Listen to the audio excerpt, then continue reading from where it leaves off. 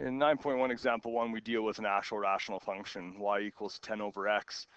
This is a really important skill to do, that we have to recognize that this is going to be similar to y equals 1 over x. It's just been transformed, namely a vertical stretch by 10. So one of the easiest ways of dealing with this would be to do a table of values.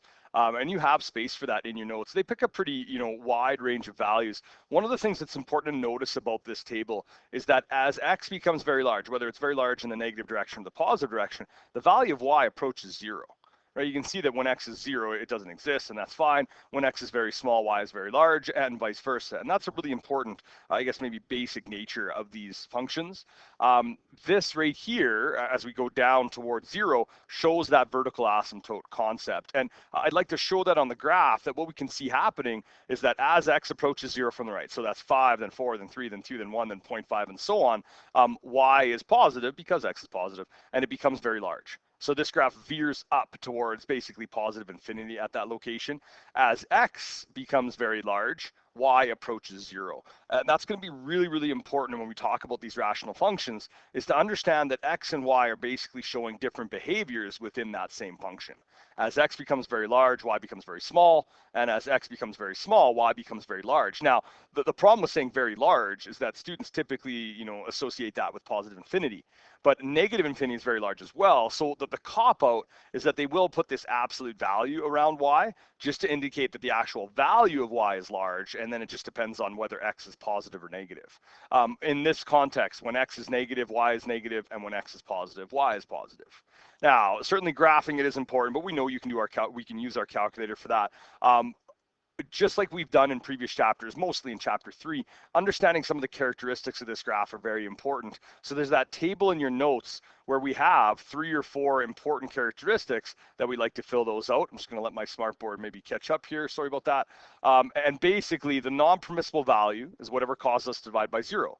So in this case, x equals 0 is our non-permissible value.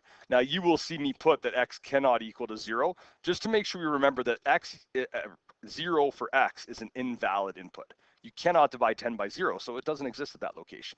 The behavior near the non-permissible value, it says, as x approaches 0, really important to put that absolute value there, because as x approaches 0 from the right, when x is positive, y becomes positive infinity, and as x approaches 0 from the left, when x is negative, y would approach negative infinity. Bit of a difference there. The absolute value deals with both though. End behavior is about what happens when x becomes very large. They put that absolute value there again because whether we go to the right or the left on our graph, I'll bounce back really quickly. On the right, so that's as x becomes very large in the positive direction, y approaches 0, and on the left we see that same behavior. All right, the domain, x just can't be equal to 0, and the range, y can't be equal to 0. Just like we've done in previous functions, it's important to notice that, y equals 1 over x and y equals 10 over x had the same asymptotes. And they're at x equals 0 and y equals 0 respectively. The only way that we change these vertical and horizontal asymptotes is with vertical or horizontal translations. Those vertical or horizontal stretches are not going to change that function. Now, one of the nice things about kind of talking this one after the other, I would like to immediately do example 2 as well, and they start to talk about applying those transformations. So this was present on the very instructional, or the very first video in 9.1, the instructional video, and it talks about how we're vertically stretching it by a, then we're moving it h units horizontally and k units vertically. Now, as soon as we move it h units horizontally, that's where my new vertical asymptote is. And as soon as we move it k vertically, that's where my new horizontal asymptote is.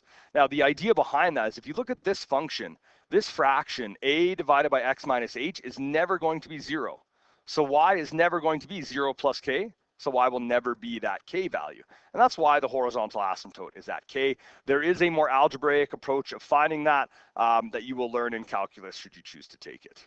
All right, so looking at that in context with this function, right away we can identify a couple pretty important concepts here. We can identify that the a parameter is 6, the h parameter is 2, and the k parameter, really importantly, is -3. Now, before we do anything else, I can then say that my vertical asymptote is at x equals 2. That is the value of x that would make my denominator 0. And my horizontal asymptote is at y equals -3. And that's the constant or the vertical translation that's occurred. Knowing where those asymptotes are make the graph much easier to draw. If you wanted to do this in a 2-step process, you could take y equals 1 over x, vertically stretch it by 6. That's the A value of 6 there. And then you could shift that graph 2 to the right and 3 down.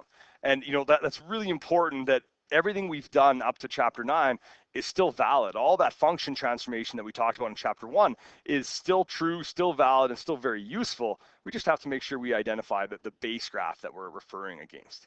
All right, so like I said, if we took y equals 1 over x, I vertically stretch it by 6. Very important that right now, the vertical asymptotes and horizontal asymptotes are still at x equals 0 and y equals 0. I did that the wrong way, sorry. X equals 0 is right here, y equals 0 is right there. Now I'm going to put those dotted lines, well, no, I don't think I will, because it's important to see, and I'm going to draw it on here, that what's happened between that red graph and that green graph, and I'm just going to cycle back so we don't have to see the original at the same time. To go from the red to the green, what I've done is I've shifted 2 units to the right, and 3 units down. Now, everything moves when we do a translation. And so we see that not only did the points dramatically change, but so did the asymptotes. And when you describe these asymptotes, I cannot stress it enough that vertical lines are described as x equals the value where it occurs, and horizontal lines are described as y equals the value where it occurs. And you learned that in Math 20, but it's probably been a while since you've talked about it. All right, similar to the last one, we're going to talk about those same characteristics. So the non-permissible value is the value of x that causes me to divide by 0. And again, I'm going to modify that just a little bit and say that x can't be 2, because when it is 2, we're dividing by 0. That can't happen.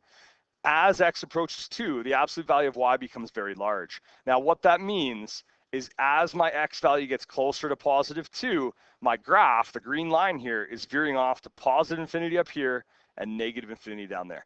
That's that asymptotic behavior near our vertical asymptotes. All right, the end behavior is the horizontal asymptote. As x becomes very large, or the absolute value of x becomes very large, y is approaching negative 3, and that's our k value. All right, the domain is now x can't be equal to 2, because that's my non-permissible value, and the range is basically everything except for the horizontal asymptote value. My vertical asymptote is as x equals 2, and my horizontal would therefore be at y equals negative 3. Now, in example 3, we're going to run into a bit of a problem, because sometimes they're going to give you questions that aren't presented in the transformed form, and we're going to have to manipulate those right off the bat. So hopefully you're looking forward to that.